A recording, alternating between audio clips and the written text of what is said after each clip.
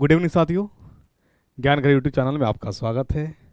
BPSC का practice set चल रहा है और बीपीएससी टीचर से संबंधित बीपीएससी ट्री का, और ये सेट आपका 16वां सेट है, यानी नंबर ऑफ इसको बात करेंगे हम लोग, सीरियल नंबर की बात करें तो 16 है।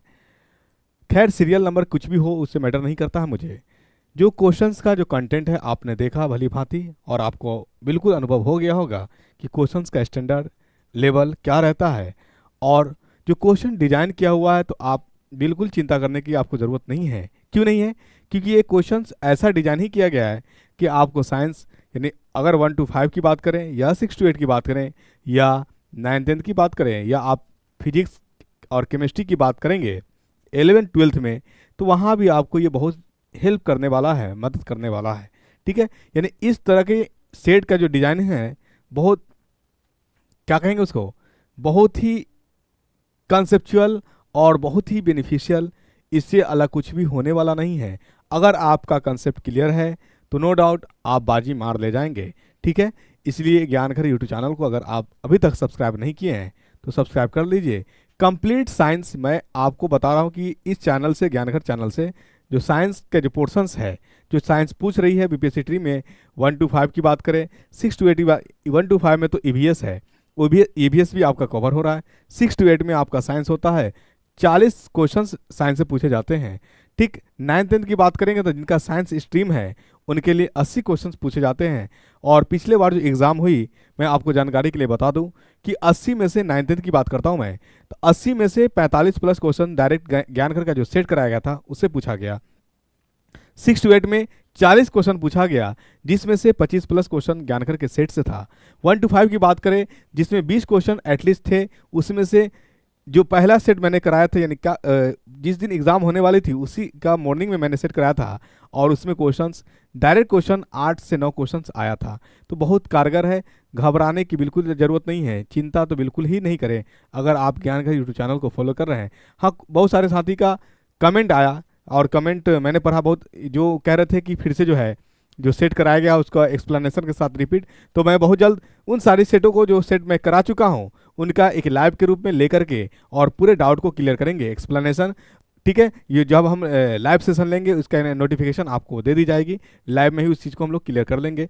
ठीक है, नहीं, एक एक चीज़ आपकी हर कमेंट पे मुझे फोकस होती है कि आप क्या चाह रहे हैं, क्या करना चाह रहे हैं, क्योंकि आपका सिलेक्शन हमारी सबसे पहली फर्स्ट प्रायोरिटी हमारी जो है ये है आपका सिलेक्शन होना। क्योंकि आप जब सिलेक्शन लेंगे, आपका जब चयन हो जाएगा एक अच्छे शिक्षक के रूप में, तो ऑटोमेटिक ज्ञान घर की ग्राफ आगे की ओर जाएगी। इसलिए कभी हम परेशान नहीं होते हैं। क्यों परेशान नहीं होते? क्योंकि मेरे पास आप जैसे साथी है, बहुत जुनूनी, बहुत विश्वासी और बहुत ही मेहनती। ठीक है, इसलिए हम बिल्कुल चिंता नहीं करते हैं। आइए हम लोग सेट की तरफ आते हैं। आपका समय बहुत ही बहुमूल्य है, क्योंकि आप एक कीमती वक्त दे रहे हैं ज्ञान घर को, तो ज्ञान घर की ये जिम्मेदारी बनती है कि आपके सिलेक्शन के प्रति, आपका सिलेक्शन किस तरह से हो, कौन सा क्वेश्चन कराया जाए, क्या कराया जाए जिससे आपका सिलेक्शन हो जाए। और क्वेश्चन जो है प्रीवियस ईयर का कुछ क्वेश्चन पूछा हुआ क्वेश्चन, कुछ नया क्वेश्चन इसमें ऐड किया हुआ है।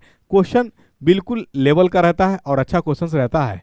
ठीक है, घबराए नहीं, चिंता नहीं करें, बिल्कुल क्वेश्चन आपका प्रश्न है पहला, which of the following types of glass can cut off ultra violet rays. यानी कह रहा है क्या कि इनमें से कौन सा ग्लास है जो अल्ट्रा वायलेट रेज को कट करती है, जैसे यूवी रेज जो सनलाइट से आती है, सूर्य के प्रकाश से जो लाइट पड़ती है।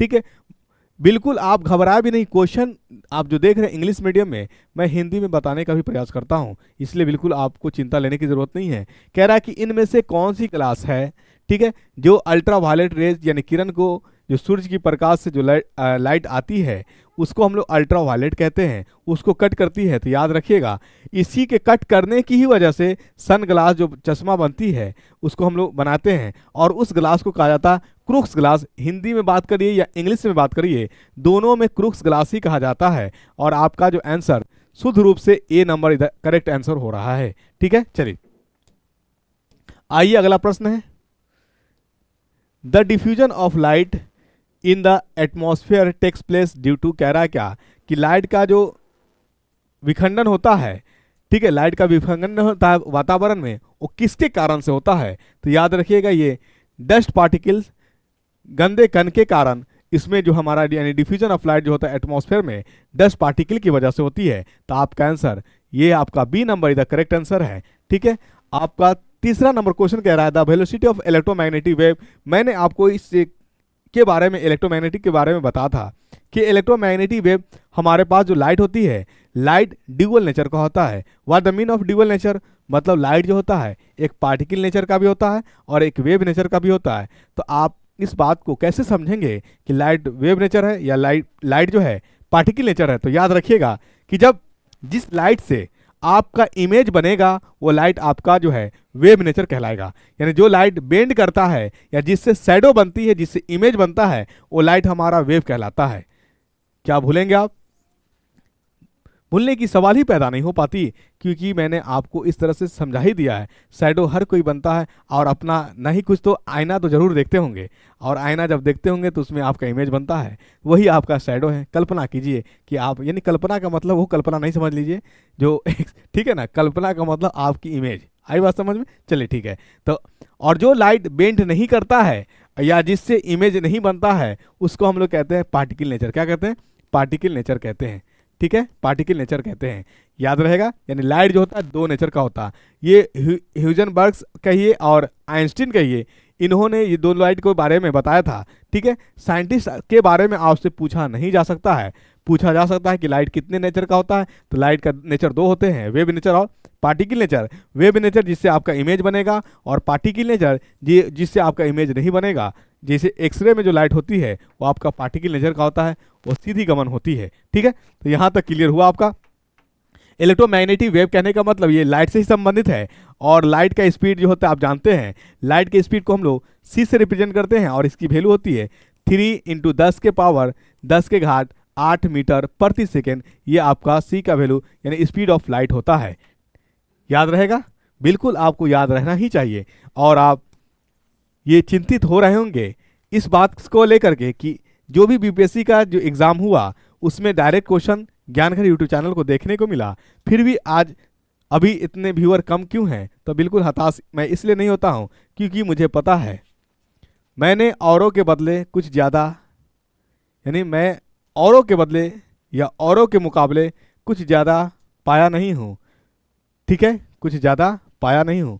खुद गिरा हूँ, खुद संभला हूँ, किसी को गिराया नहीं हूँ। ये बात जो है मुझे बहुत अपने आप को मोटिवेट करती है, बहुत एक क्या सराहना जिसको कहते हैं, आप इन अंदर से एनर्जेटिक के रूप में एक वक्त जरूर आएगा।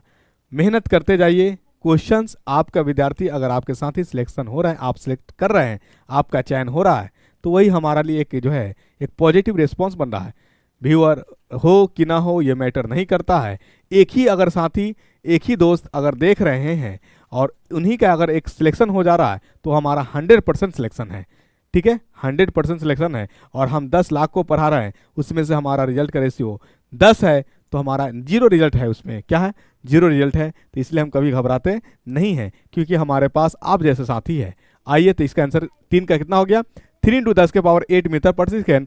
अगला क्वेश्चन से आपका Kepler second law is based on, मैंने आपको बताया था कल, अगर आप यदि कल के सेट देखे होंगे तो जरूर बताएं कि केपलर सेकेंड लॉ जो है ये आपका जो है कंजर्वेशन ऑफ एंगुलर मोमेंटम यानी कोणीय संवेग से संबंधित था, यानी कोणीय संवेग के संरक्षण पर आधारित है। केपलर का द्वितीय नियम, केपलर का द्वितीय नियम कोणीय संवेग के संरक्षण पर आधारित है। कोणीय यानी केपलर का प्रथम नियम भी होगा, तो हमारा केपलर का सेकेंड नियम जो इसका आंसर जो होगा कंजर्वेशन ऑफ एंगुलर मोमेंटम यानी कोणीय संवेग का संरक्षण नियम पर आधारित है। कंजर्व कर देना। ठीक है, दूसरा है हमारा, अगर आपसे पूछ दे कि केपलर का प्रथम नियम क्या कहलाता है, यानी केपलर के प्रथम नियम से क्या पता चला था, तो केपलर के प्रथम नियम से जो है यानी अर्थ जो होता है एक ओवल शेप एलिप्टिकल पाथ का होता है, कर्व नुमा होता है। ठीक है ना, ये बात पता चला था प्रथम नियम से। ठीक है, न्यूटन फर्स्ट लॉ क्या कहता है, तो इसके बारे में जान लीजिए। न्यूटन के प्रथम नियम से फोर्स का डिफिनेशन आया था, बल की परिभाषा, फोर्स का डिफिनेशन ऑफ फोर्स, ये याद रखिए, बल की परिभाषा न्यूटन की प्रथम नियम। द्वितीय नियम से क्या आया था? न्यूटन के द्वितीय नियम से, तो न्यूटन के द्वितीय नियम से फोर्स की यानी बल की फॉर्मूला आया था F = ma। क्या याद रहेगा या भूल जाएंगे आप?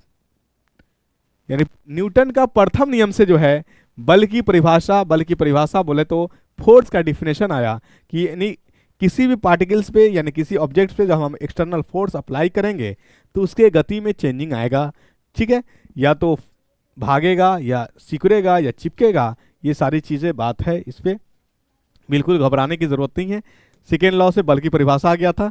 थर्ड लॉ से, तो थर्ड लॉ भी न्यूटन का third law conservation of momentum, Kepler का थर्ड लॉ एंगुलर मोमेंटम से संबंधित है और न्यूटन का third law conservation of momentum linear momentum से संबंधित है। इस बात को यहाँ पे मैं थोड़ा सा लिख दूं याद रहने के लिए, आप Newton third law, Newton third law क्या कह रहा है, किस पे बेस्ड है, तो याद रखिए कंजर्वेशन ऑफ लीनियर मोमेंटम।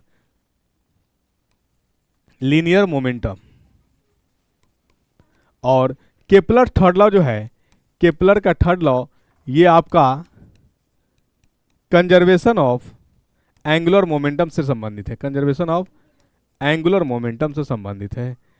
चाहिएगा तो इसको माइंड में रखते चले जाइए, याद करते जाइए, ठीक है ना, ठीक है ना, ये चीज आप याद में रखिए। क्या हुआ बाबू, चलिए ठीक समझ में आई बात, हाँ ठीक है, आगे बात कर लेते हैं हम लोग। आगे क्वेश्चन हमारा है which of the following is not a vector quantity, इनमें से कौन है जो वेक्टर क्वांटिटी नहीं है। मतलब वेक्टर क्वांटिटी उसको कहते हैं जिसमें वैल्यू के साथ साथ उसकी दिशा का भी ज्ञात हो, ठीक है, उसको हम लोग वेक्टर क्वांटिटी कहते हैं। जिसमें सिर्फ और सिर्फ फिजिकल वैल्यू हो, उसमें दिशा का ज्ञान नहीं हो, उसको हम लोग स्केलर क्वांटिटी कहते हैं। हिंदी की बात करेंगे तो वेक्टर क्वांटिटी हमारा एक सदिश राशि है और स्केलर क्वांटिटी हमारा एक अदिश राशि है। जिसमें दिशा का कोई ज्ञात नहीं हो उसको हम लोग स्केलर क्वांटिटी कहेंगे। और हमारे ऑप्शन के मुताबिक स्पीड डिस्प्लेसमेंट लिख दिया, स्पीड डिस्प्लेसमेंट वेलोसिटी, तो स्पीड ये डिस्प्लेसमेंट नहीं होगा, ठीक है ना। स्पीड हमारा जो है स्केलर क्वांटिटी है, डिस्प्लेसमेंट हमारा वेक्टर क्वांटिटी है, वेक्टर क्वांटिटी है। तो हमारा स्पीड को आंसर कर लेते हैं, हम लोग स्पीड को आंसर कर लेते हैं, ठीक है। चलिए अगला प्रश्न हमारा, solar energy is converted into electrical energy through, यानी सोलर एनर्जी जो है वो इलेक्ट्रिकल एनर्जी में कन्वर्ट होता है किसकी वजह से, तो याद रखिएगा फोटोवोल्टिक सेल की वजह से, फोटोवोल्टिक सेल की वजह से। ये इंस्ट्रूमेंट ऐसा सेल है जो सोलर एनर्जी को कन्वर्ट कर देता है किसमें, इलेक्ट्रिकल एनर्जी में, ठीक है। अगला प्रश्न है आपका, the human I forms the image of an object on it's, यानी ह्यूमन में, मानव में जो इमेज बनती है वो कहाँ बनती है, तो याद रखिएगा रेटिना पे बनती है। कहाँ बनती है, रेटिना पे बनती है, याद रखिए यहाँ पे। आखिर कॉर्निया क्या करता है, तो कॉर्निया जो है ये आपको हेल्प करता है फोकस्ड में, किसी चीज़ को फोकस्ड कंसंट्रेशन बना करके देखने में ये आपका कॉर्निया मदद करती है। पिपिल क्या करती है, पिपिल जो है ये आपकी आंखों की साइज को यानी शेप को चेंज करता है। जब लाइट ज़्यादा होगी तो आपका आंख के साइज चेंज करेगा, जब लाइट कम होगी तो आपका भी जो है चेंज करेगा, ये आप भली भांति देखे भी होंगे। यहाँ पे आई के पास जो मसल्स होता है उस मसल्स का नाम होता है सिलियरी मसल्स। क्या होता है, सिलियरी मसल्स, ये भी याद रखिएगा, ठीक है। चलिए, sound wave travel fast in, यानी साउंड वेव है, साउंड तरंग यानी ध्वनि तरंग जो है किसमें तेजी के साथ गमन करेगी, तो याद रखिएगा सॉलिड्स में सबसे ज्यादा होगी, ठीक है। चलिए अगला प्रश्न है आपका, transfer of heat by convection can take place, यानी कह रहा है कि हीट का जो ट्रांसफर होता है और किस में तेजी के साथ होगा, तो याद रखिए यानी कन्वेक्शन के माध्यम से। तो कन्वेक्शन के माध्यम से जो होगा, जो फ्लूइड सब्सटेंस है या मोलिकुल्स ऑफ आयंस है यानी गैसेस पार्टिकल्स है, उसमें जो हीट का ट्रांसफर होता है वो कन्वेक्शन जो कहलाता है। यानी आप याद रखिए कन्वेक्शन जो है ऐसा प्रोसेस है जो फ्लूइड सब्सटेंसेज या मूव करने वाला हो उसमें हमारा होगा, और गैस हमारा और लिक्विड ये हमारा फ्लूइड है बोलने वाला है, इसी में जो हीट ट्रांसफर होगा हमारा कन्वेक्शन से होगा। तो याद रखिए हमारा gas and liquid, C number is the correct answer आपका। कन्वेक्शन समझ में आया, यानी कन्वेक्शन उसी में होगा जिसमें गैसेस पार्टिकल्स क्या होगा, मूव करता होगा, ठीक है। चलिए, the power of lens is measured in, यानी पावर ऑफ लेंस यानी लेंस की क्षमता जो है किसमें मापी जाती है, तो याद रखिएगा लेंस की क्षमता को डायोप्टर में मापा जाता है। क्या मापा जाता है, डायोप्टर में मापा जाता है, ठीक है। चलिए, कैंडेला अगर बात किसी का यूनिट नहीं है, कैंडेला है। कैंडेला अगर आपसे पूछा जाए कैंडेला किसका ऐसा यूनिट है, तो याद रखिएगा कैंडेला जो है लुमिनस इंटेंसिटी का ऐसा मात्रक है, लुमिनस इंटेंसिटी का ऐसा मात्रक है कैंडेला, ठीक है ना। लुमिनस इंटेंसिटी का मात्रक है कैंडेला, ऐसा मात्रक। अगला प्रश्न आपका 11 number, lighting can even burn a tree because it contains A tremendous amount of, अब इसको छोटा करना पड़ेगा, थोड़ा क्वेश्चन बड़ा है। चलिए देखिए, जब आप देखे होंगे कि बरसात के समय में या कभी जब बिजली चमकती है, और बिजली जब चमकती है जो ठनक गिर जाती है कहीं पे, तो प्लांट्स को या किसी ट्री पे गिरता है तो उसको जला दिया जाता है, जला देता है। वजह क्या है? उसके अंदर जो है कौन सा एनर्जी पाया जाता है? तो याद रखिए उसमें इलेक्ट्रिकल एनर्जी पाया जाता है। क्या पाया जाता है?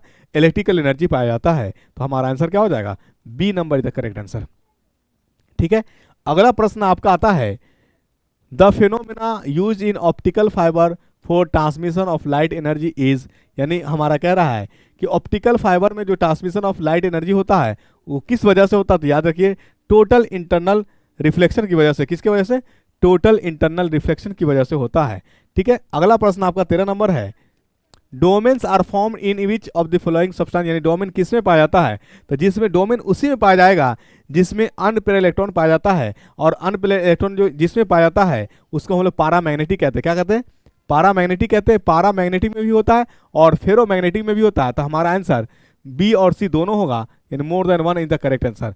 मतलब आप डोमेन ये बात रखिए, और मोस्ट ऑफ द प्रायोरिटी की बात करिएगा। एनसीईआरटी अगर क्लास 12 अगर आप पढ़ते होंगे तो एनसीईआरटी में डोमेन्स जो है फेरोमैग्नेटिक के ही सेंस में कहा है, लेकिन फेरोमैग्नेटिक जो होगा आपका डोमेन जिसमें अनपेयर इलेक्ट्रॉन्स पाया जाएगा उसमें हमारा डोमेन्स होगा, और अनपेयर इलेक्ट्रॉन पारामैग्नेटिक में भी पाया जाता है और फेरोमैग्नेटिक में पाया जाता है। ठीक है, ये माइंड में रखिएगा। लेकिन एक बार जब क्वेश्चन पूछा गया था, बीपीएससी ने पूछा था, तो आंसर जो है डोमेन्स को डायमैग्नेटिक कह दिया था, जो कि आंसर गलत था। ठीक है, डायमैग्नेटिक किसी सूरत में कभी नहीं हो सकता है, या तो पारामैग्नेटिक हो जाएगा या फेरोमैग्नेटिक हो जाएगा। अगर ऑप्शन में दोनों उपस्थित है तो हमारा आंसर दोनों हो जाएगा। ठीक है, चलिए ये याद रखिएगा। The unit of sound is, sound का यूनिट क्या होता है? तो साउंड का यूनिट जो है डेसिबल होता है। क्या होता है? साउंड का यूनिट क्या होता है? डेसिबल होता है। ये माइंड में रखिएगा आप, साउंड का यूनिट क्या है? डेसिबल होता है। अगला प्रश्न आपका, यहीं पे अगर बात हर्ट्ज किसका ऐसा यूनिट है, तो याद रखिएगा हर्ट्ज जो है फ्रीक्वेंसी का ऐसा यूनिट, आवृत्ति का। अगला क्वेश्चन आपका, विच of the following is a better nuclear fuel, यानी इनमें से कौन है जो न्यूक्लियर फ्यूल के रूप में अच्छा है? तो याद रखिएगा नेप्टूनियम 239 नहीं होता, प्लूटोनियम का होता। प्लूटोनियम, प्लूटोनियम ये 239, और यही आंसर है हमारा। यानी बेस्ट न्यूक्लियर फायर की बात करेगा, या सॉरी बेस्ट न्यूक्लियर फ्यूल की बात करेगा तो प्लूटोनियम, जिसका एटॉमिक मास 239 होता है। क्या होता है? प्लूटोनियम, जिसको आप क्या कहते हैं? पीओ कहते हैं, और इसका जो एटॉमिक मास होता है 239 होता है। ये माइंड में रखिएगा आप। और ये बेस्ट न्यूक्लियर एनर्जी होता है।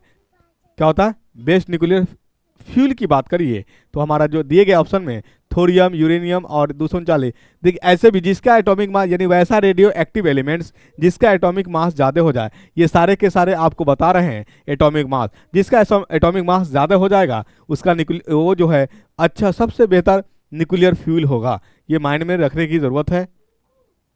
ठीक है, चलिए अगला प्रश्न आपका आता है, which of the following is not a electromagnetic wave. Electromagnetic wave से कौन कौन यानी नहीं है? तो सबसे पहले बात आती है कि इलेक्ट्रोमैग्नेटिक वेव है कौन कौन। तो ये याद रखिए, रेडियो वेव ये इलेक्ट्रोमैग्नेटिक वेव है, रेडियो वेव। ठीक है, और क्या है? Microwave, microwave.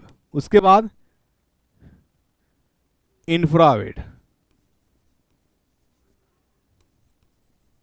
उसके बाद विजिबल लाइट,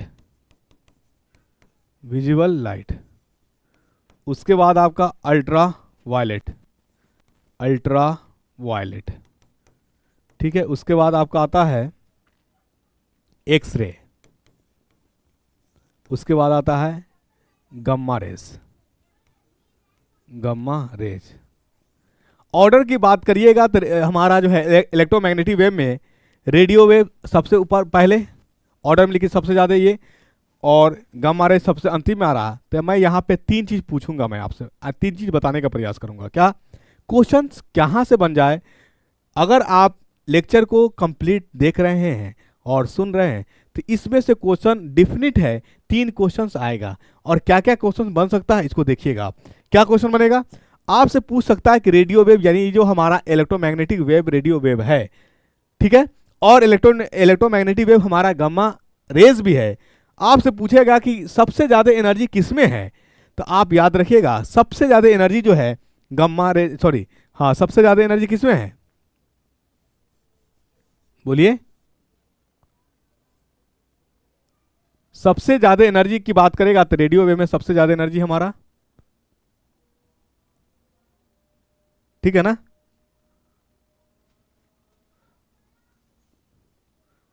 यहां पे शायद कुछ मिस्टेक हुआ, रेडियो वेव है, यहां रेडियो वेव और गम्मा रेज को हम अंडरलाइन करेंगे। अगर आपसे पूछे कि सबसे ज्यादा एनर्जी किसकी है, गम्मा रेज की जो होती है हाईएस्ट एनर्जी होते हैं, हाईएस्ट एनर्जी।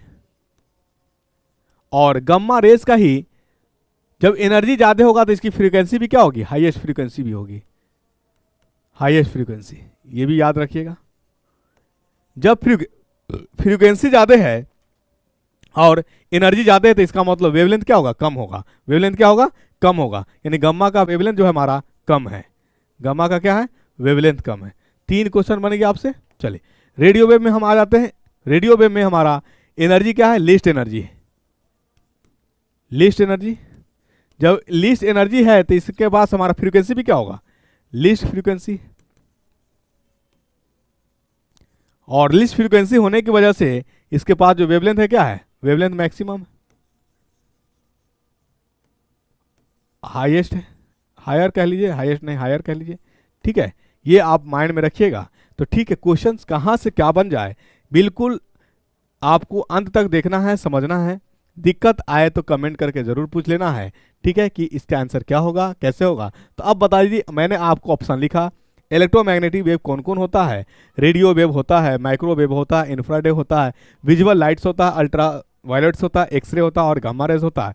बीटा रेज नहीं होता है, तो आपका आंसर हमारा क्या हो जाएगा, बीटा रेज आंसर हमारा जो है बन जाएगा, बीटा रेज बन जाएगा आपका आंसर, ठीक है। चलिए क्या भूलेंगे आप, कोई सवाल ही पैदा नहीं होती है, एनर्जी आपसे पूछेगा, क्या पूछेगा कि गम्मा रेज में एनर्जी हमारा ज़्यादा या रेडियो वेव में, तो याद रखिएगा रेडियो वेव में हमारा एनर्जी कम है, गम्मा रेज में एनर्जी ज़्यादा है। वेवलेंथ की बात करेगा तो रेडियो वेव में हमारा वेवलेंथ क्या है, ज़्यादा है, और गम्मा रेज में वेवलेंथ जो हमारा, जिसमें एनर्जी ज़्यादा होगी उसमें वेवलेंथ कम होगी। ये बिल्कुल माइंड में रखिएगा, भूलने की कोई बात नहीं है। माना कि औरों के मुकाबले कुछ ज़्यादा पाया नहीं मैंने, माना कि औरों के मुकाबले कुछ ज़्यादा पाया नहीं मैंने, खुद गिरता संभलता रहा, किसी को गिराया नहीं मैंने। ये बात याद रखिए। अपने आप से मोहब्बत करिए, अपने आप से प्रेम करिए, ज़्यादा कोशिश करिए अपने, यानी मैक्सिमम से मैक्सिमम क्वेश्चंस को लगाने का अभी ज़रूरत है, प्रैक्टिस करने की, ठीक है। व्यूअर वॉच टाइमिंग सॉरी कहते हैं सब्सक्राइबर पे, व्यूअर पे बिल्कुल नहीं जाइए।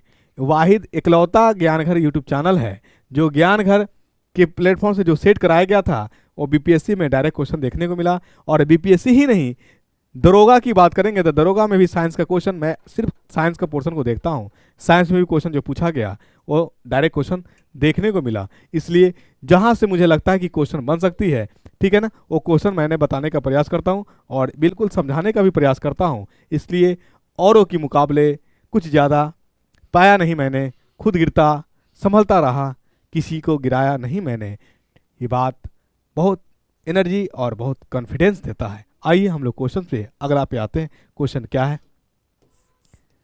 अगला प्रश्न है आपका क्या है, अगला प्रश्न, on heating the resistance of semiconductor. कह रहा है क्या कि जब हम हीट करेंगे सेमीकंडक्टर को, अर्धचालक को, तो उसका रेजिस्टेंस जो होगा, प्रतिरोध क्या हो जाएगा। तो याद रखिएगा जब हीट करते हैं हम सेमीकंडक्टर को, जब सेमीकंडक्टर को हम हीट करते हैं, जब हीट करेंगे तो इसके यानी सेमीकंडक्टर के बीच जो बीच गैप है वो गैप कम जाता है। एक क्वेश्चन यहां से भी बन गया, जब गैप कमा तो गैप कमने के कारण वो हमारा इलेक्ट्रिसिटी को बेस्ट कंडक्टर बन जाएगा। तो इसका मतलब ये हुआ हमारा कि सेमीकंडक्टर में हीट देने से, यानी सेमीकंडक्टर रेजिस्टेंस जो होता है,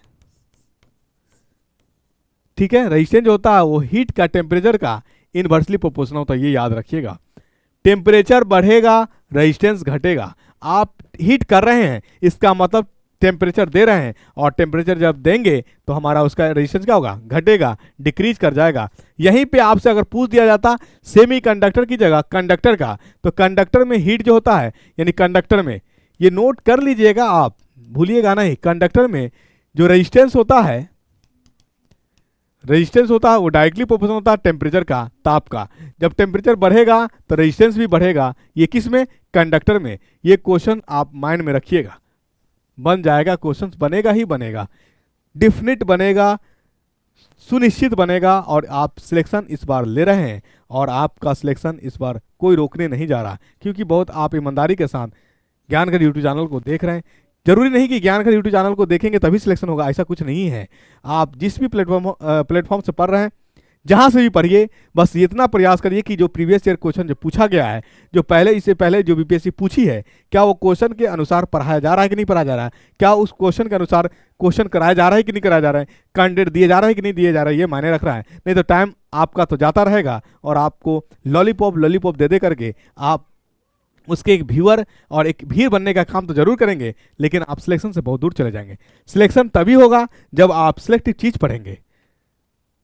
सिलेक्टिव चीज नहीं पढ़ेंगे, सिलेक्शन से आप बहुत दूर चले जाएंगे, क्योंकि एक भीड़ है, एक मोबाइल है, स्टूडेंट का क्राउड है, बहुत स्टूडेंट रेस में है, हर कोई चाहता है कि हमारा पोजीशन बन जाए। लेकिन पोजीशन बनने के लिए आपको उनसे अलग कुछ सोचना पड़ेगा, कुछ करना पड़ेगा, ठीक है। ये जरूरी नहीं उनको नीचे गिरा करके नहीं, उनसे ज़्यादा मेहनत करके आपको पोजीशन बनाना पड़ेगा। औरों के मुकाबले कुछ ज़्यादा पाया नहीं मैंने, खुद गिरता संभलता रहा, किसी को गिराया नहीं मैंने। मैं बार बार आपसे ये कहता हूँ, खुद आप आकलन करिए, खुद समझिए, खुद फोकस करिए कि आपने गलती कहाँ किया है। किसी में कमियां तलाशने का समय नहीं है, खुद से एनालिसिस करिए, और आपने कहाँ मिस्टेक किया वो इस बार उस पर जोर जी जान लगा दीजिए कि इस बार सिलेक्शन ले करके रहेंगे, चाहे जो हो जाए, ठीक है। आइए अगला प्रश्न है आपका, internal energy of a gas in a cyclic process. जो इंटरनल एनर्जी होता है गैस का, वो साइक्लिक प्रोसेस में वो हमारा क्या होता है, जीरो होता है। तो आप रिमेन सेम कहेंगे, जो पहले था वही बाद में है, तो हमारा इसको कह सकते हैं, लेकिन ज़्यादा सुटेबल होगा हमारा जीरो कहना, ठीक है। जीरो नहीं है तो इसको आंसर मान सकते हैं हम, लेकिन अगर ऑप्शन हमारा जीरो भी है तो हमारा मोर सुटेबल आंसर जो है जीरो का जाएगा, ठीक है। अगला प्रश्न आता है आपका, the poorest conductor of heat among the following, यानी इनमें से जो है सबसे गरीब चालक कौन है हीट पर। तो याद रखिए, सबसे गरीब चालक जो है लीड है। जब हीट करते हैं तो ये हमारा एक इंसुलेटर की तरह काम कर जाता है लीड। ये धीरे धीरे और जैसे जैसे हीट होता चला जाएगा, एक इंसुलेटर की तरह काम कर जाएगा, ये हीट को कंडक्ट नहीं करेगा। 20 नंबर क्वेश्चन कह रहा था, unit of magnetic dipole moment. तो मैग्नेटिक डायपोल मोमेंट को हम लोग म्यू से रिप्रेजेंट करते हैं, और इसका फॉर्मूला होता है NIA। एन क्या है, एन है नंबर ऑफ टर्न्स। तो नंबर ऑफ टर्न्स का कोई मात्रक नहीं होता है, मात्रक वाला क्वांटिटी हमारा आई है। आई हमारा करंट है, आई क्या है, करंट है, विद्युत धारा है, ठीक है। आई हमारा विद्युत धारा है, और ए क्या है, ए हमारा क्रॉस सेक्शनल एरिया है, क्रॉस सेक्शनल एरिया है, ठीक है, पृष्ठीय क्षेत्रफल है। तो अब आप जानते हैं कि करंट का ऐसा मात्रक क्या होता है, एम्पियर, बिल्कुल आपने सही कहा। और एरिया का ऐसा मात्रक क्या होता है, मीटर स्क्वायर होता है। तो आपका जो आंसर हुआ एम्पियर मीटर स्क्वायर, तो ऑप्शन आपका बिल्कुल नहीं है, ठीक। जो बीपीएससी ने गलती किया वही यहाँ पे आपका सेट टाइपिंग में भी गलती हुआ, एम्पियर मीटर स्क्वायर होता है, तो हमारा आंसर इसमें नहीं है। तो आप इसको नन ऑफ द एबव करेंगे, लेकिन आंसर आप मारेंगे एम्पियर मीटर स्क्वायर, ठीक है, ये ऑप्शन मारेंगे आंसर। बीपीएससी ने भी गलती किया था, ये आंसर को देने के एम्पियर पर मीटर स्क्वायर दे दिया था, जो कि सरासर गलत है, कहीं से होने वाला भी नहीं है, ठीक है। इसका भी चैलेंज ज्ञान घर यूट्यूब चैनल से दिया गया था, ठीक है ना। चलिए, the unit of inductance is. तो इंडक्टेंस होता क्या है, तो याद रखिए इंडक्टेंस को हम लोग आई से रिप्रेजेंट करते हैं, ये इंडक्टेंस है। ये इसका फॉर्मूला होता है V/T/I, ठीक है, V/T/I। तो ये हमारा फॉर्मूला होता है इंडक्टेंस का। अब जानते हैं V का ऐसा यूनिट क्या होता है, यानी ओम्स लॉ से क्या होता है, V equal to Ohm's law से V इक्वल टू क्या होता है, IR। पुट कर दीजिए आप, v की जगह आई आर पुट कर लीजिए, इंटू टी होता ही है, नीचे आई है, ये आई से आई कट गया तो हमारा ये आर हमारा रेजिस्टेंस है, और रेजिस्टेंस का ऐसा यूनिट जानते हैं आप, ओम होता है। क्या होता है? ओम होता है। और टाइम का जो आप यूनिट जानते हैं, टाइम का यूनिट क्या होता है? सेकेंड होता है। इसका मतलब ओम सेकेंड हो गया। क्या हो गया? ओम सेकेंड, या इसी को आप ओम और सेकेंड लिखेंगे, ये आपका आंसर हो जाएगा। तो ठीक है, आंसर है क्या? ओम सेकेंड। ओम सेकेंड यानी A number is the correct answer आपका है। बिल्कुल रटना नहीं है, कहाँ से कैसे फॉर्मूला आ रहा है, बहुत कोशिश और बहुत ईमानदारी के साथ आपको ये कंटेंट देने के प्रयास कर रहा हूँ। डायरेक्ट आपको अक्कर बक्कर नहीं मान रहा है, कंसेप्ट को समझिए और आंसर करिए। ठीक है, अगला है कॉस्मिक रेज आर, यानी कॉस्मिक रेज जो होता है एक चार्ज पार्टिकल होता है। कहाँ पे? ये आपका स्पेस से प्लैनेट से संबंधित होता है। तो कॉस्मिक जो हमारा रेज होता है ये एक चार्ज पार्टिकल होता है। तो यानी 22 का A number is the correct answer. अगला प्रश्न है in which of the following types of heat engine carburettor is use, यानी इनमें से जो है कौन है जो हीट इंजन में कार्बोरेटर के रूप में यूज प्रयोग किया जाता है? तो हमारा याद रखिएगा पेट्रोल इंजन है। शायद ये भी बीपीएससी का पूछा हुआ क्वेश्चन, शायद नहीं 100% श्योर है। ठीक है, यानी 100% कन्फर्म है, श्योर भी नहीं कहिए, हाँ ये कि क्वेश्चन पूछा हुआ क्वेश्चन है। ठीक है, अगला प्रश्न Lenz law is based on, तो लेंज लॉ जो है ये बेस्ड है किस पे? मोमेंटम पे। ठीक है, यहीं पे अगर आपसे पूछ दे कि किरचॉफ्स लॉ किस पे बेस्ड है, तो किरचॉफ्स लॉ चार्ज पे बेस्ड है, KCL, किरचॉफ्स लॉ। ठीक है, अगला प्रश्न आपका आता है which of the following is a polyamide, लिखा गया है पॉलीएमाइड होगा। क्या होगा? पॉलीएमाइड। इनमें से कौन है जो पॉलीएमाइड है? तो पॉलीएमाइड हमारे पास जो होता है ऊल होता है, सिल्क होता है और नायलॉन होता है। अगर हमारा ऑप्शन है तो आंसर बनेगा, अदरवाइज नहीं बनेगा। सॉरी, हाँ ऑप्शन तो है, यानी विच of the following is a polyamide. Polyamide कौन है? तो पॉलीएमाइड हमारा नायलॉन है। अब पॉलीथीन क्या है और बैकलाइट क्या है? ये पॉलीमर है, दोनों क्या है? पॉलीमर है। पॉलीएमाइड हमारा है नायलॉन, ये हमारा पॉलीएमाइड है। क्या है? पॉलीएमाइड है। क्लियर? यहां तक क्लियर हुआ? आगे देखते क्वेश्चन है क्या? नहीं, आगे क्वेश्चंस नहीं है। तो ये 25 क्वेश्चन के साथ आज का सेट 16वां होता है कंप्लीट। ज्ञान घर यूट्यूब चैनल से आप बने रहें। ठीक है, अपने साथियों को भी चैनल को शेयर करें। बहुत क्वेश्चंस, अच्छा क्वेश्चंस रहता है और एक्सप्लेनेशन तो आप बताएंगे कि सही रहता है कि नहीं रहता। अगर किसी प्रकार की एक्सप्लेनेशन करने में कोई चूक होती है, गलती होती है, तो हम भी एक सीखने वाले भी हैं और सीखते ही हैं। और हम आई एम बेस्ट लर्नर, इसलिए आप अगर मुझे कमेंट करके बताएंगे, मुझे सीख मिलेगी, तो आपका बहुत आभार प्रकट होगा। सीखने में कोई बुरा नहीं है, शिक्षक भी भूलता है, हर कोई भूलता है, भूलने की फितरत है। ठीक उसी प्रकार जिस प्रकार कभी सास भी कभी बहू थी। ठीक है, शिक्षक भी भूलते हैं, स्टूडेंट भी भूलते हैं, विद्यार्थी भी भूलता है, हर कोई भूलता है। भूलना जन्मसिद्ध अधिकार है। गलतियां सबसे होती है, गलतियां करना हमारा जन्मसिद्ध अधिकार है।